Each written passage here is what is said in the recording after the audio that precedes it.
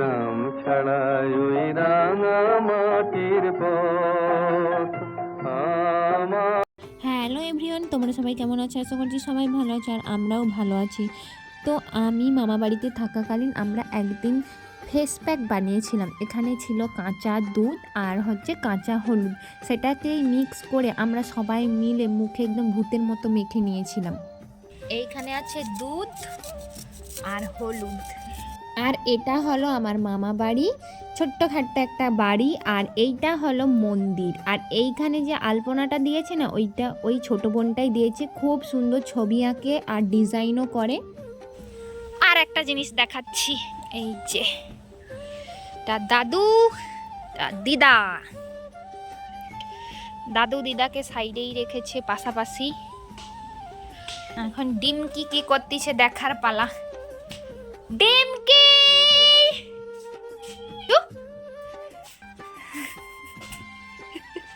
ধুম টানা না, সব সময় ফললে বুঝাছু, সব সময়। এক্ষুনি আসছো?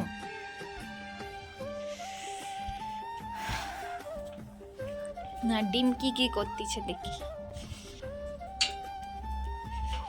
এই এখানেও একজন রান্না করতে করতে ফোন ঘাঁটতিছে। চিকন টিকন ফিলি দিস নি তো? আমার চিকন হয়নি। আচ্ছা, ফস ফস করছু, রান্নাই বাকি ফিলি দিয়েছু সর্দি। ঘি ঘি ঘিয়ের কাজ করবে। ওই আজকে কি রান্না হচ্ছে বল বল বল।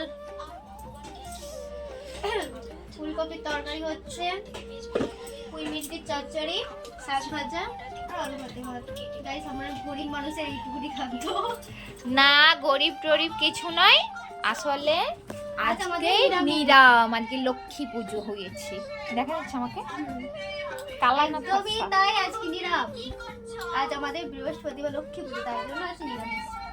শখের মানুষকে বিয়ে করেছি বস, রান্না তো করতেই হবে। प्यारी समझ गई। ওইদিকে ডিমকির সঙ্গে কথা বলতে বলতে ইয়ার্কি করতে করতে এইদিকে আমাদের ফেস প্যাকটা তৈরি হয়ে গিয়েছে। আর সেটাই আমি বোনরে আর সবাইরে মাখিয়ে দিচ্ছিলাম। তারপরে তুলো কম পড়ে গিয়েছিল বলে বোনকে দিয়ে আবার তুলো আনিয়েছি। ফেস প্যাকটা সবাই মেখে তারপরে খাওয়া দাওয়া করে আবার দুপুরবেলা আমরা মাঠে চলে গিয়েছিলাম। আর আমার মামা বাড়ির কাছেই কিন্তু মাঠ আছে, যেটা আমার ভীষণ ভালো লাগে। এখন আমরা এসেছি মাঠে রিলস শ্যুট করতে। এই যে বৃষ্টি আর এইদিকে ডিমকি। হাই, এই যে মাঠ। আমার ছোটোবেলার কাটানোর কিছু মুহূর্তের কথা মনে পড়ে যাচ্ছে। আমি কিন্তু ছোটোবেলাতেই মামা বাড়িতেই থাকতাম, আর এইখানের প্রতি আলাদাই আমার ভালোবাসা সবাইয়ের প্রতি। আর এইখানের মাঠ তো আমার ভীষণ ভালো লাগে। আর আমাদের বাড়ির ওইখানে তো চারিদিকে ঝিল হয়ে গিয়েছে। এইবারে কিন্তু বন্যার কারণে অনেক কিছু ক্ষতি হয়েছে চাষিদের। তারপরে কি রাত্রিবেলা বাড়িতে এসে মানে মামা বাড়িতে এসে চপ বানাতে বলেছিল, আর সেইটাই বানাচ্ছিলাম, নিরামিষ চপ।